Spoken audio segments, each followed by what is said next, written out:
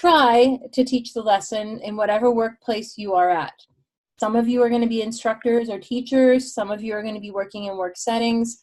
So if you're able to teach the lesson, that's great. Some people, even if you're in a teaching situation, I have learned, are on a very scripted environment. There's a couple of states that require you to basically follow a script with your lessons, and there's not a whole lot of wiggle room with what you do with that. So because of those things, like some of you don't have access, may not have access to students or learners, even if they're adults. Some of you may not have the ability to change your lessons. Some of you may be on, for example, maternity leave last semester, or bed rest for an illness or something like that, where you are not going to be able to do any of these things either. And I don't want to penalize you for not being able to teach the lesson. So if you're able to teach the lesson, make sure that you highlight that you taught the lesson and that you are reflecting on your lesson as it went forward. If you're not able to teach the lesson, you'll reflect on the lesson planning process. What did you think as you were trying to embed these strategies within your lesson? How did you think about your lesson plan and the structure that you built into it to allow for these strategies' use? Those are the kind of things that you'll be reflecting on as you write your reflection at the end of the lesson if you don't teach the lesson. So in either way, you will have a reflection. It's just whether you're reflecting on how it went with students or learners or how it went in your brain as you were working through it. Within your lesson, I am okay with you using another lesson plan format as long as it covers all the pieces that are in there. If your lesson plan is more specific than what I've requested, then for all means, go ahead and do that. Make it valuable for you. And in all of these ones, I want you to pick a context that also works for you. So if you are teaching in a third grade classroom right now and that's what you want to do it in, or a chemistry classroom and that's what you want to do the lessons in, that is perfectly fine. If you are in a place where you're maybe substitute teaching and you don't have a class of your own, then pick maybe a targeted area where you might want to be working. And go ahead and write the lessons for that context where you may end up. Or if you have a Boy Scout troop or an adult learner class that you work with at the library or anything like that, make it something that is going to be beneficial for you if it's possible. If it's not, then do the lessons anyway, but I'd like it to be able to be relevant for you.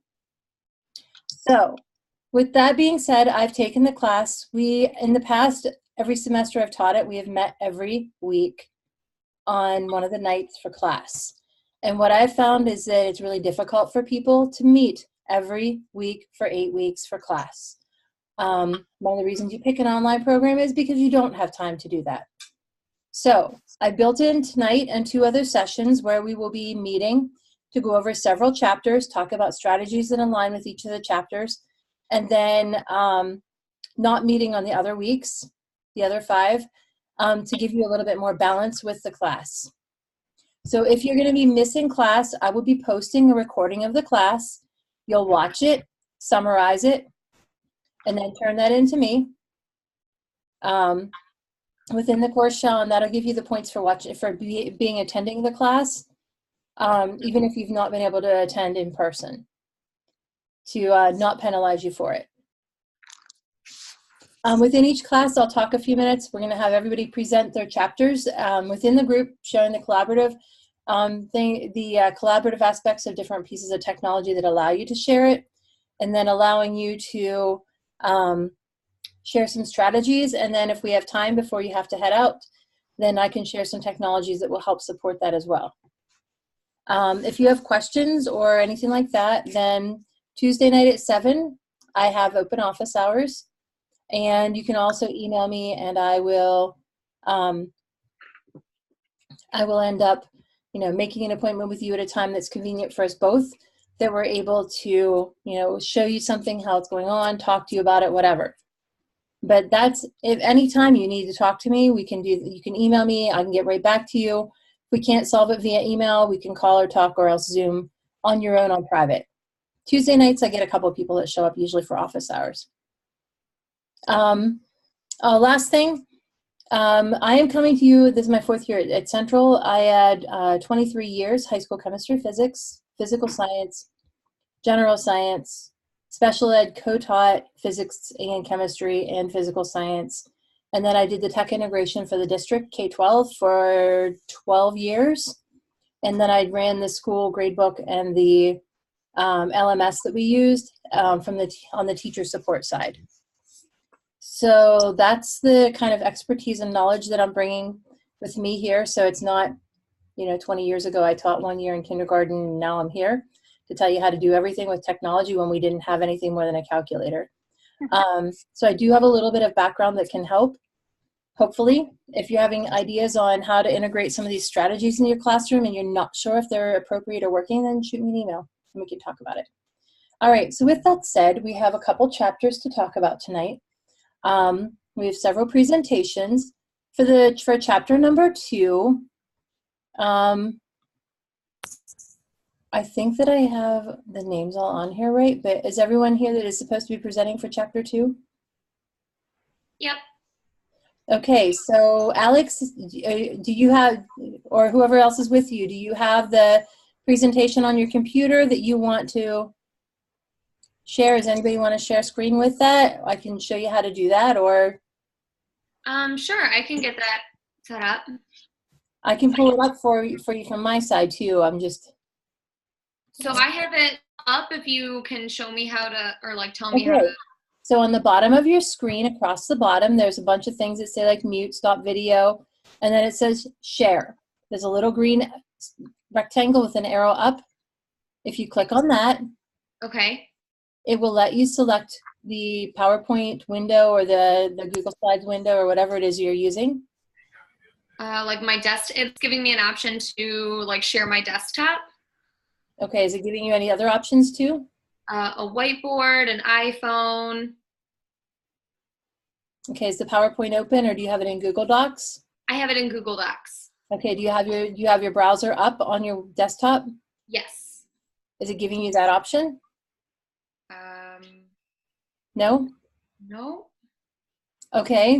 It should be. If you want to share your desktop, if that's okay, or I can pull up the PowerPoint too if you'd rather. Ooh, there we go. There you go. Is that? That's perfectly fine. Okay. You can either do it as present or you can do it as just running it from here, and we're okay with the little tabs down the side. Okay, there we go. I think that worked. Yep. Okay. My partner did the first section of the chapter. Okay, so I guess I should have asked Kiara if she wanted to do this and sharing then. But go ahead. You guys can go ahead and start. Yes. Oh, okay. I didn't know if I had it on.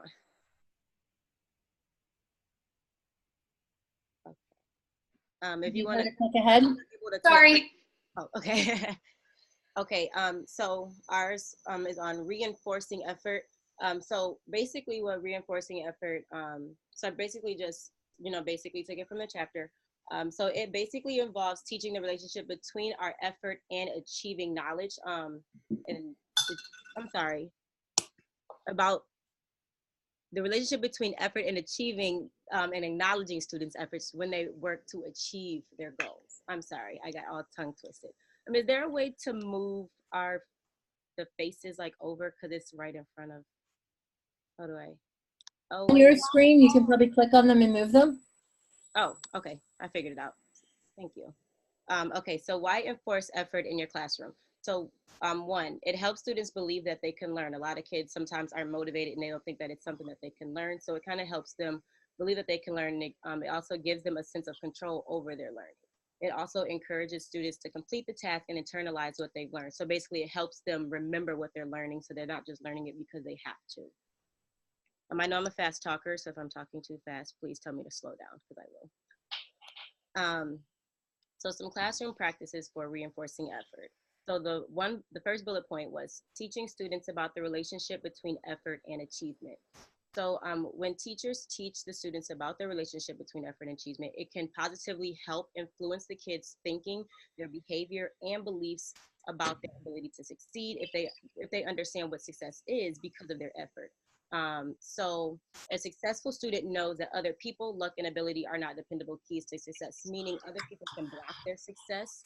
You don't always get lucky and become successful. And just because you are able to do something, you also have to be able to put forth the effort in order to be successful. Not everyone is, for example, someone is not always good in math, science, and social studies. So if kids understand they have to put forth that effort, that helps them achieves their goals a lot better than just saying, I'm able to do it.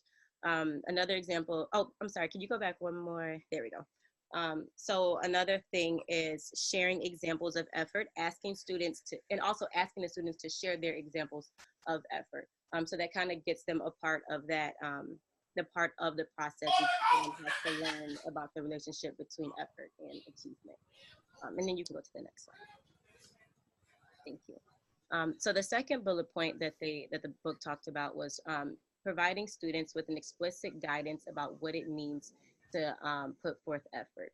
So it helps students understand what it means to work hard by being very explicit about what actions and behaviors they have to take into going into effort. The book talked about how students will say, I should at least, if they get a bad grade on an assignment and a kid says, you know, I at least should get some type of grade for my effort. And the teacher goes to say, but did you actually go home and study? Did you actually take good notes? Things of that nature. So that was my, the second little dash here, tell students how to effectively take notes and work in groups, for example. So just because you take notes on something, but if you just wrote down word for word and you didn't take it for what it is and make it and understand it into your own content, you're not really putting in that effort to understand what it is that you're talking about. They're just taking notes just because it's on the board. So then also they go to say, giving information about what it means to put forth effort in certain situations shows the students what actions and behavior they need to show to be successful. So we can't just expect them to know what they need to do. It's important for teachers to explain to the students what it means to be able to put forth effort, just like the examples that I just gave. And then you can go to the next slide. So the third and final point that they made was asking students to keep track of their effort and achievement. So for one, it helps students focus on their learning objective. It also helps students focus on what it takes to achieve their learning objectives. It helps students focus on their progress towards achieving that learning objective. So for me, I'm a dance instructor, so I'm not necessarily in the school setting. But so a very specific example would be, so one of my girls, her goal is to learn how to do splits. So if they understand that you have to actually do your stretches in practice, you actually have to actively go home and stretch, you have to actually do your splits every day to work to get the muscle memory. So when I'm teaching them about the effort, it helps them track. They have a tracking board where we take a picture, say at the beginning of the month, and then we take another picture at the end of the month to show them their progress. So that kind of helps them and makes them want to be motivated to keep on going. So that's that was basically the section of reinforcing the effort. So I had the section on providing recognition for students' effort and achievement. And what it is providing recognition is the process of acknowledging students' attainment of specific goals. So it's mastery-oriented instead of ability-oriented. So providing recognition for when they achieve something. And then it's basing student success on a mastery of a task. And it says in the book that it's not about comparing to students like their ability to do something. So you should provide recognition in your classroom because it promotes student engagement and decreases behavioral problems. And it will also increase intrinsic motivation, their own like motivation from themselves. So there were 3 classroom practices for providing recognition. The first is to promote a mastery goal orientation. So having the ability to like to accomplish a goal instead of just being good at something. So to do this, you emphasize meeting goals and learning rather than comparing to students like, oh, he got an A and you got a C. But you know, you worked really hard for that C, so that's what you should be doing instead of comparing the two. Making the learning, and it makes the learning environment more predictable, and students are able to know what they need to do to succeed, which provides a sense of control over their own learning. And then if you're promoting a mastery goal orientation, you can create assignments and tasks that are personalized for each learner, and then personalize the feedback that you're giving to each learner. The second one is make sure your praise is specific and align with expected performances and behaviors. So the 3 S's were really big in this chapter. The praise must be sincere. So you have to actually mean what you're saying. It must be sparing, because constant praise is insincere. And then the third C I will mention later in the presentation. But praise should reinforce effort and motivation. It should not be given for easy tasks because it sets low expectations. And students will learn that their efforts were what contributed to their success instead of they got lucky. And be mindful of where you're giving your praise, because it mentions in the chapter that older students may not like to be praised in front of peers, and it may make them feel embarrassed. So know your students and when you can praise and where you can praise. And then the last one was providing concrete symbols for recognition. So it recognizes the quality of student work toward a learning goal, and it mentions that the concrete examples were helpful when the content they're learning may not seem valuable, or during rote learning. So the graphic I included here were for brag tags for math facts, because it's just, you need them to memorize those things, and it may not seem valuable to do it, but earning a concrete symbol, a concrete reward for doing so, increases that intrinsic motivation. So they were very kind of clear on how to not provide recognition and how to provide recognition in your classroom. So don't be overly general or too heartfelt, because it comes off as insincere. Make sure your body language matches your praise. Don't use praise constantly. Don't give it for easy tasks, and don't use ability-oriented praise. So don't say, "Oh, you're so good at math." That's not effective. But to praise, use the 3 S's: sparing, specific, and sincere, and use those concrete symbols of recognition. And then the last thing that the chapter talked about was reinforcing effort for today's learners. So using technology to publish student work so they receive recognition from an authentic audience. They didn't put this in there to say that teacher feedback is not necessary, but getting feedback from like a real audience using a blog or posting it on YouTube or doing a Skype session or a Google Hangout session with another classroom where they're teaching that class how to do something provides like an authentic experience for them. And then that was it. That was our last. We used the textbook. Very good summary of that. Do you have any examples, or anyone in the class have anything to add that you've used this specifically, or that you feel that it targets something that you've seen working that is helpful or aligns with that?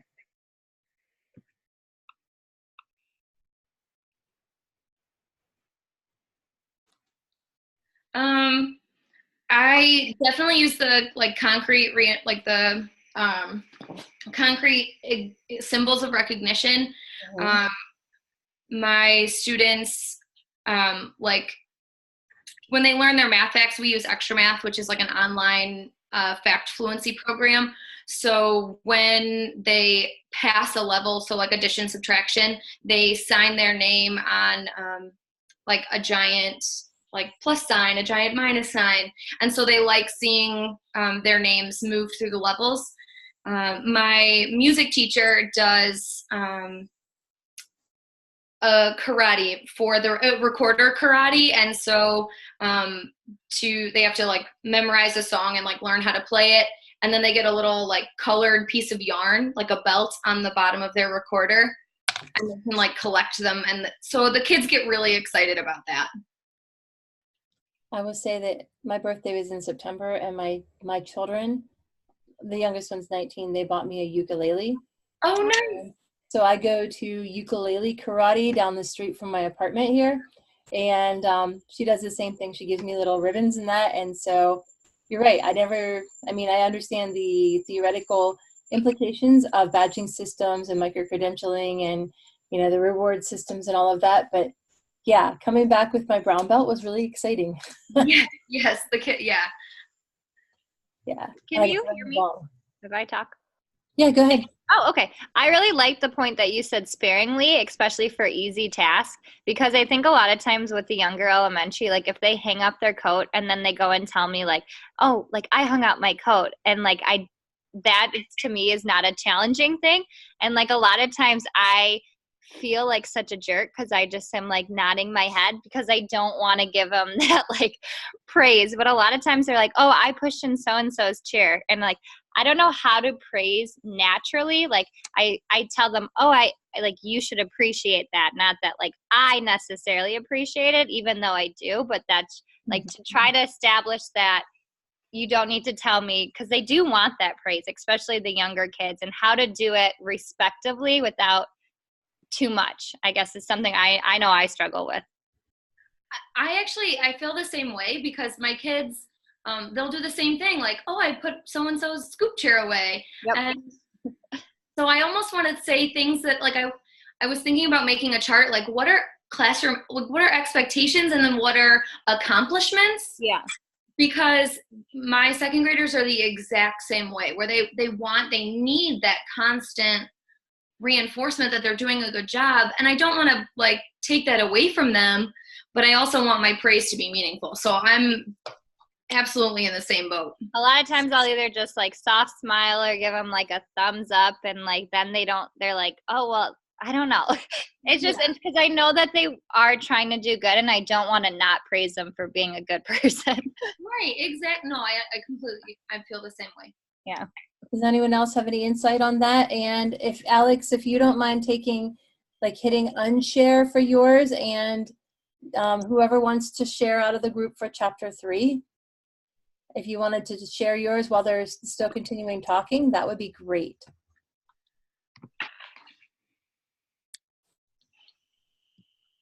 And does anyone else have insight into how do you praise but not praise too much? I do. I have something to say about it. Okay, go ahead. With me, I teach 9th grade and mostly like seniors and juniors. And when I come to praise, I kind of understand who my students are and what they need and how to give it to them. And it is very important to be sincere, and it's also important about appropriate time and how you go about it. And you might have that one student what they need, because everybody learns different, they learn at different paces, and they got something in particular within that content that they can do great. And every little thing is always good to say, great job on it, when I already pointed out that you were lacking, but I see what you're doing, and I want you to continue doing it. You're really good at this. And then leave it at that. Even like when they be doing the hands-on activity, I might be walking by. I like your thinking. I always say that. I like your thinking. Even when we doing the barrel, I say I like your train of thought. I like your thinking. Like you in the ballpark. Go like that. But praise is always good, because everybody wants to know to say, hey, I'm getting recognition for what I'm doing. You might have those that might be a little shy, but they'll still kind of come out. But we have that teacher. We always have to encourage them. And I know with you all being in elementary, it's kind of like they want praise for everything. So I know how that go. I taught on that level before. Hey, coach, you sitting out there? Yes, baby girl, you did. They do want praise for the simple thing, and you kind of got to be mindful of that. I do understand that. But on the high school level, when they get into understanding themselves, finding themselves, that'll praise and encourage them to go great with them. I do like what you said about I see what you're doing, and then the thumbs up that you guys were saying. That's kind of not praising, but it's kind of is. And I think when I'm working in the elementary school the next time, that's what I'll be using. I see what you're doing. I do have a question. I have no idea about what chapter do I have to present. I went into the group presentation. Do I have to create it or choose a chapter that I want to present? I would pick one that's obviously not from tonight. There is a group link in the course shell, so you'll find something in there from like one of the next two, and you'll sign up. And if there's already two in there, you add a three. That's fine. And then you'll hopefully add your email address, and then you can get with your group mates and come up with a presentation for 2 weeks from now or 4 weeks from now. Okay, and I might Okay. add my email address because in my school they went from Microsoft Outlook to Gmail, and my school email address was attached to the central entity. That's all right. Not a problem. Not a problem. If it was 4 weeks more down the road and we were done with sessions, then maybe it would be a little bit of a problem. Okay. So who is ready for chapter 3 then?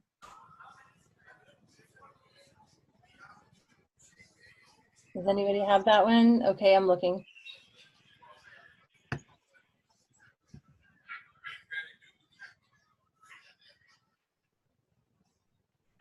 Okay.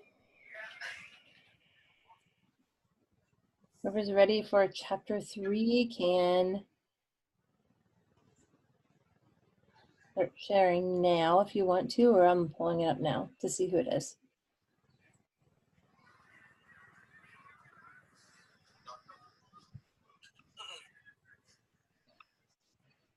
All right, so chapter 3 is Amy, and I don't know that I see Amy in here.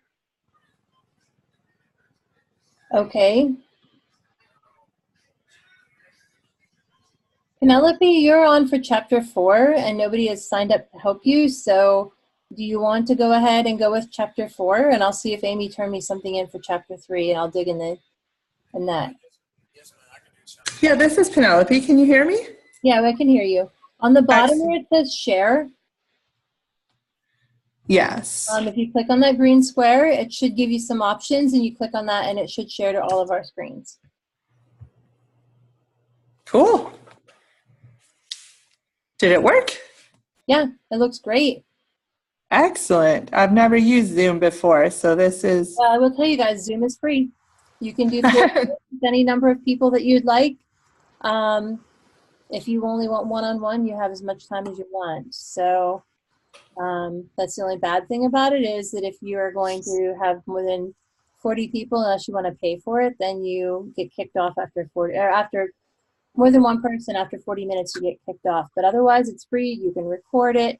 You can share screens. You can do all kinds of fun stuff with it. So I'll let you go ahead and get started.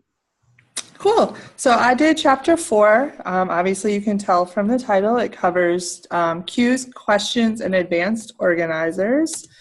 So I just really quickly defined the different terms as our textbook did. Cues being hints to the student from pages 50 and 51. Questions, which allow students to assess previously learned information. And advanced organizers, presenting pictures and other materials that set the stage. Trying to get this out of my way here a little bit. So the research portion of our textbook really kind of surprised me. I did not think 80% of teacher interactions with students would be cueing and questioning. And I teach middle school choir and band. So I had to stop and think, is that accurate for me? And I don't know if it is, but it's definitely something that caught my attention and that I will want to go back and check on myself and see if that's anywhere near that number. But the research does also say that these things are quite effective depending on the subject matter and the topic. And it specifically pointed out that when being used in connection with working on language skills, it's especially effective. So those are quotes from our textbook. So then just kind of a summary of what our authors had pointed out, that even though we want things to be very interesting and exciting, we definitely need to remember to focus on what's important. That's obviously needs to be our number one goal. When we use explicit cues, we're supposed to be specific and direct, We want the students to be able to use our examples to bring knowledge to their minds in ways that are meaningful to them without dragging them off task at all. And then with inferential questions, of course, we want them to start thinking deeper and answering the how-tos, the whys.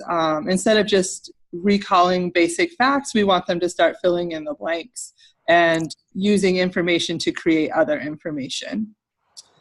With analytical questions, we want, again, deeper thinking and to start to analyze things in their own ways. Things, you know, especially working with music, we always want them to make things better and correct mistakes and analyze what they could do better. So that one I think I use quite a bit. Moving right along here, he gave us 4 advanced organizers to think about in our chapter. The first being expository, where we give them something to either hear or see. Definitely all the examples that I came up with were pictorial in manner, so they were able to be a visual reminder to the students as well. And then narrative obviously tells a story of some sort. And he did point out in the textbook that with technology being what it is today, that certainly we don't just have to read a story, although we still can do that, a short story or a poem, but using a video clip or some sort of online format is definitely going to capture some attention. And of course, we all know that our students enjoy hearing personal stories about our lives as well. So if you have a personal example that connects directly to your topic, then that can be a narrative advanced organizer as well. Skipping down to skimming, they also pointed out that it can be called scanning, or I thought this was cute, scampering. Using a series of questions to help guide the students through skimming maybe a longer piece of material, a whole chapter even, or I use it in music, having them look for the important parts there. So anytime that you would have the students just looking for the important things, maybe they're highlighted depending on your materials, or bold-faced, or in capital letters, or whatever that is for you. But the important part was that there were also questions to help the students look for specific things, so that they weren't just skimming on their own, but that they had specific things that they were skimming for.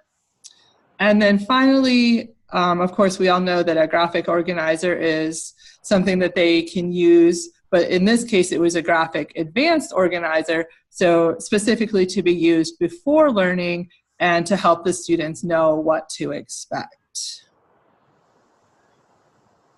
Now, connecting that to one of the learning theories that we had in our packet, I chose to connect it to the information processing theory. I did feel it related to one of the other ones as well, but I thought it really related to the information processing, because it certainly asked students to recall prior knowledge and relate that knowledge to upcoming things as well. And definitely through some of those advanced organizers, those inferential questions and analytical questions, we're asking students to process that information through what they already know, through the filters that make sense to them, and apply it to new learning. So that was the theory that I thought most connected to this chapter. I do have some examples here, so hopefully these will be something that you could possibly use in whatever you're doing, or you could find something similar to go along with it. So explicit cues, remember, we're supposed to be very specific and direct, and they were supposed to tell a student what they were going to be learning. So I found this cool YouTube video about the 3's times tables. I won't take the time to play it now, but that is the link that you can listen to it on your own if you would like.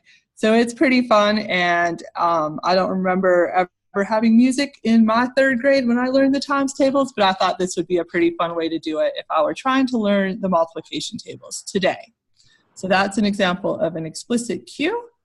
Moving along, asking inferential questions. So I also teach a general music class to 5th graders, and we talk about how each decade within the 1900s sort of has a new genre of music come out that we sort of created as American musicians. And then as we build our timeline, the students notice that there's no 1940s genre.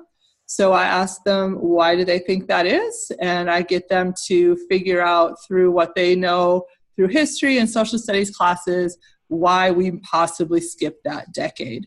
And of course, because we were fighting World War II and not creating new music. So moving right along to analytical questions. So one of the points of analytical questions was that we wanted to consider others' opinions and try to be persuasive. So my example was that there could possibly be a student council who wanted to do a talent show or something to raise money, and they need to convince the principal that this is a good idea. So before they went to the principal or wrote out their proposal, they would want to ask the question, what obstacles need to be addressed in order to make this acceptable? So that would be the analytical question. And as the students worked through this, they would then be thinking about and processing the opposition in order to be more persuasive in their own presentation.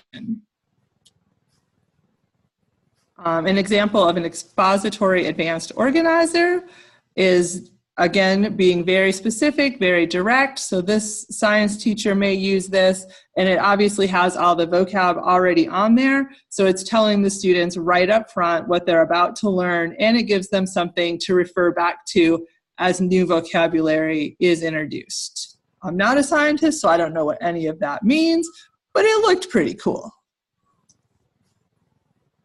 An example of a narrative advanced organizer would be to possibly read a book. If you are maybe an elementary school teacher doing something for Month of the Military Child, and you're going to introduce some new ideas, new concepts, connecting that back to something the students already know, something familiar like the alphabet, would be a good way to give them not only new information, but connect it and make it relevant to something that they already know.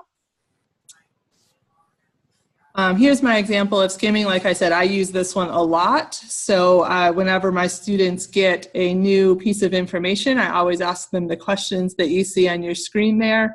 And then I give them about 30 seconds to go over the music, skim for the answers to those questions. And then they usually do a pair share and point out what they've found to their neighbor, and then answer it to me as well. So that's a way that I use skimming quite a lot in my classroom. And then my last example, the graphic advanced organizer. So maybe the guidance counselor is doing a group and wants to talk about study skills and why they're important. So he or she may use an organizer that looks like this, and could either have the words already filled in or not, depending on whether she would want them to be writing while she's talking. They could fill it in, or she could give it to them to have in advance and already filled in for them. So that was pretty quick, but what questions do you have, or do you have any other examples that you can share? Okay, I do want to tell everyone that I was following along on her PowerPoint from our class, and I did not notice that the the slides were not changing for you until we were most of the way through the presentation. Oh no. Yeah. So if you want the PowerPoint presentation that she has put together, that's really really cute with all the little graphics and everything in it, it is within the discussion boards on the left-hand side of the class. You can download it there and follow along on that, or look through it on there.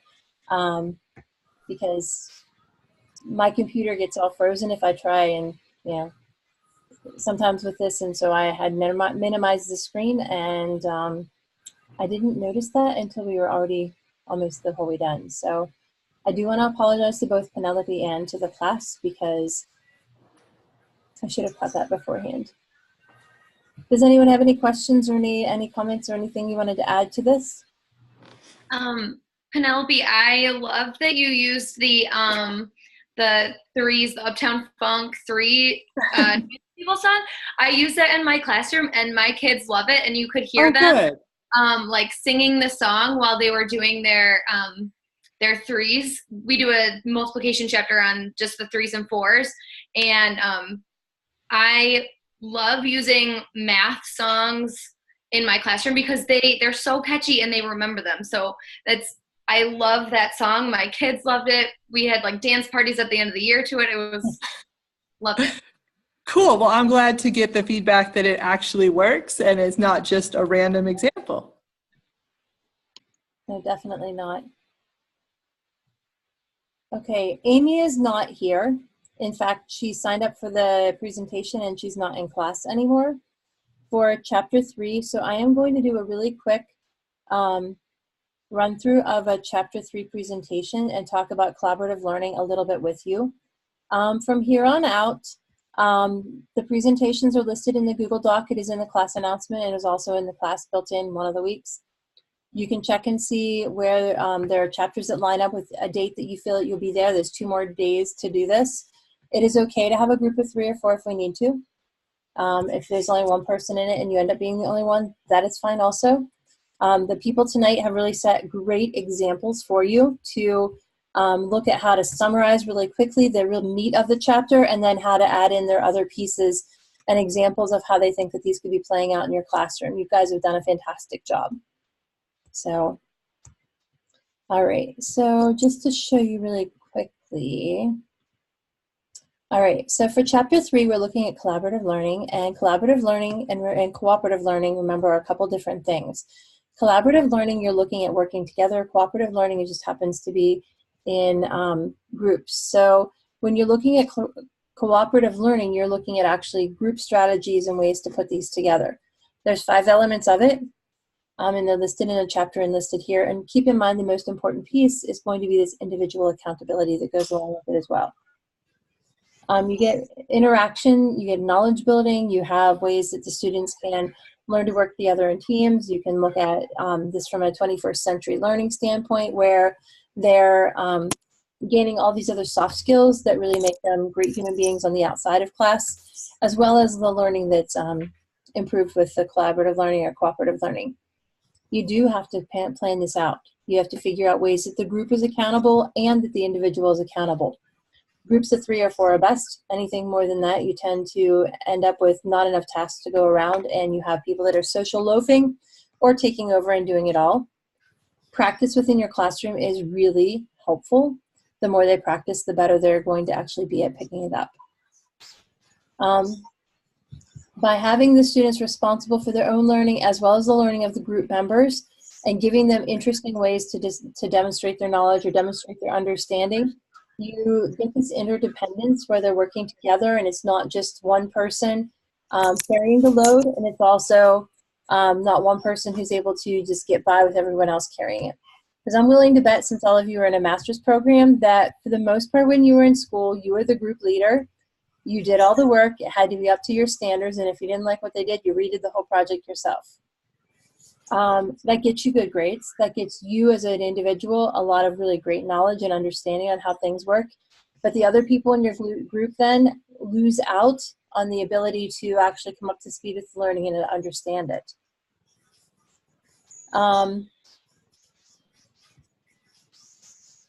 So by keeping the groups less than 5, I would say 3 to 4 is a better number than 5. With 5 students, it always feels to me as if somebody's left out without something to do unless you have a lot of tasks that go along with it.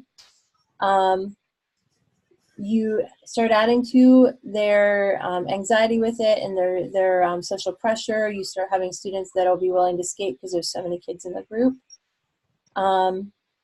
The chapter talks a little bit about strategies for using it in a consistent manner. By making it a part of your classroom practices, students learn how to get into the groups quickly and what is actually expected with them. And once they have those kind of social mores built into their class, where they understand what you expect and how you expect them to do it, then you're able to mix up the strategies and try different things with them a lot more easily in ways that still emphasize the qualities of cooperative learning and group learning that are beneficial to them. This can also help students learn about appreciating the learning experience from other perspectives. It can allow them to have cultural and ethnic diversity within their groups and to have perspectives that allow them to look outside of their classroom and outside of the place that they happen to be. It can also look at things from different standpoints within the class. You know, students that learn very easily with the math side of things versus students whose words come easily, without even going into a whole mess of learning styles, which is kind of sliding out of favor. Just students that learn things differently or have different strategies, and being able to share that sometimes really help you improve the learning across the board, especially whenever they learn that they're responsible for each other. So some tips: use it often, use it well. Create this culture within your classroom that supports cooperative learning. You want to establish some procedures and structures that they can use as they carry forward these groups into your class and other classes. You want to talk specifically about the skills that they have to use and that they have to learn in order to really help them structure their learning, help them understand what a group looks like, that it's not one person doing all the work or one person taking over, but that it's working together. And as you're working with cooperative learning within the classroom, what I have found really over and over and over again is that for the teacher point of view, you do a lot of front loading.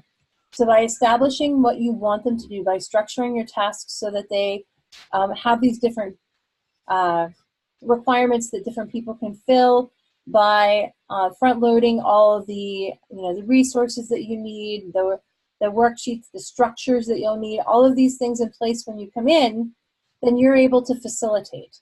And by facilitating and walking around, or if you're online, by dropping into the different groups, then you're able to really allow the students to direct their learning, and that really can help improve the outcomes that they have, as well as their inner group strategies and how they're looking at learning together.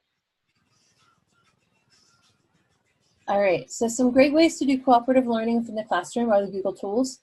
These allow you not only to have students work together in different ways, but you can monitor it through the use of the history. There are some other strategies that you can use for this.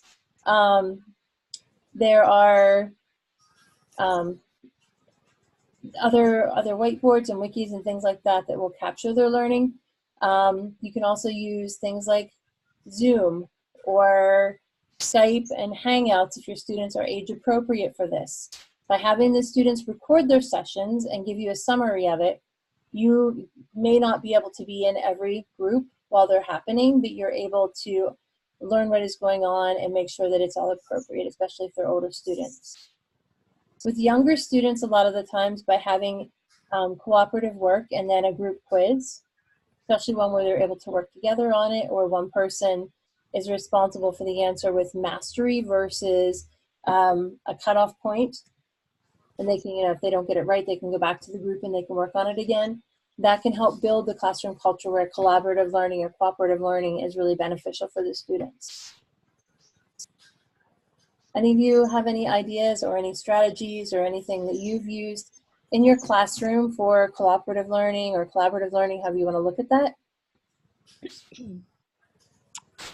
I remember I had to teach them how to comment wisely because a lot of hurt feelings are happening, and they didn't understand why it was hurtful because they didn't actually process what they were saying and how it could be hurtful. Just, it's so fun. It does take so much like this is the starters you use to fill in the blank, and not just say this doesn't make sense. You have to explain makes sense, and then I explain like what is considered criticism and what is considered feedback. The difference, which really high level thinking, really awesome. That 8, 9-year-old, but even the language that they use, you teach them how to.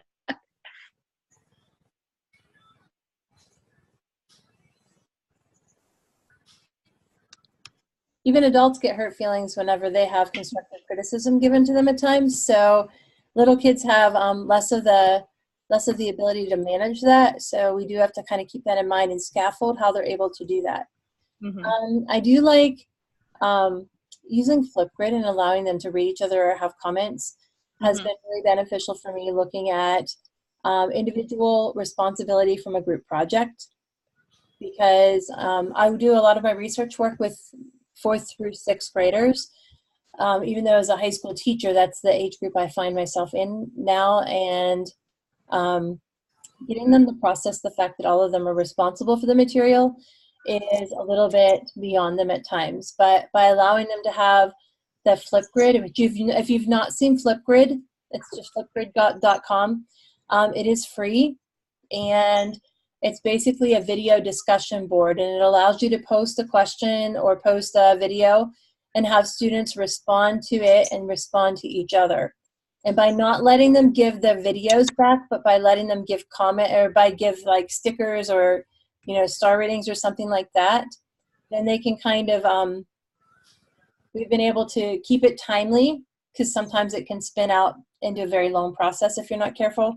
But we've been able to keep it timely, and we've been able to see that the students are actually watching each other's videos and responding to them, and see that they're responding appropriately. If they agree, they do one thing. If they don't agree with it, they do another. And having that kind of set so that they have that kind of feedback loop built in, which ties into some of the earlier chapters today, but allows us to understand what each individual student understands from a group project without being too high stakes. Anybody else have a strategy that you use, a piece of technology that you use, since I'm the tech person here? And so I was thinking about the organizing groups, how you said, you know, you have to be mindful of it. And I use popsicle sticks. I teach high school STEM.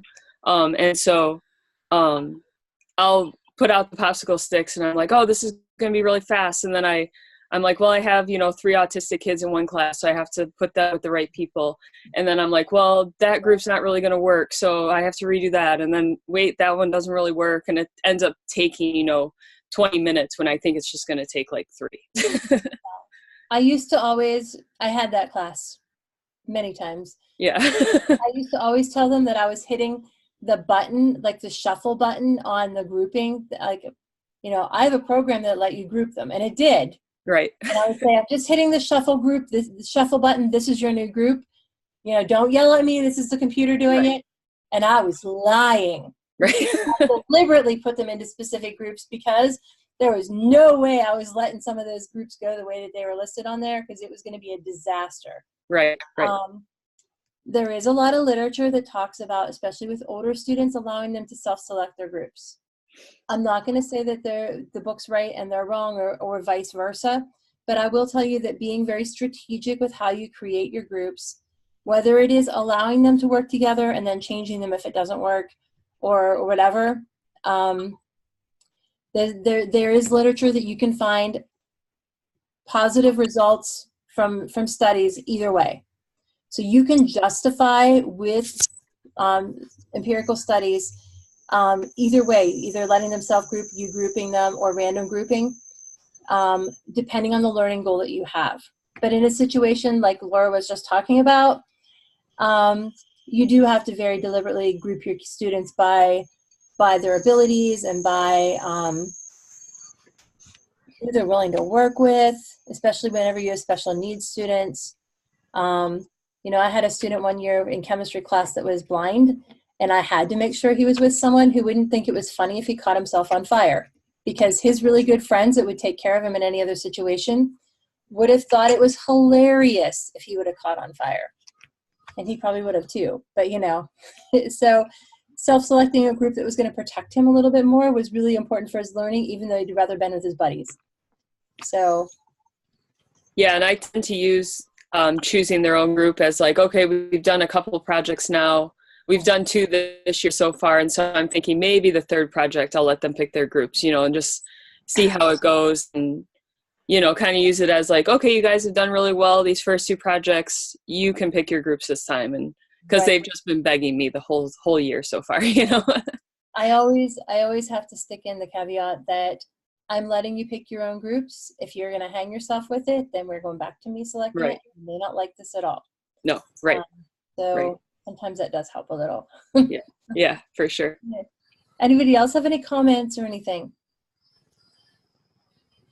Yeah, just really quick.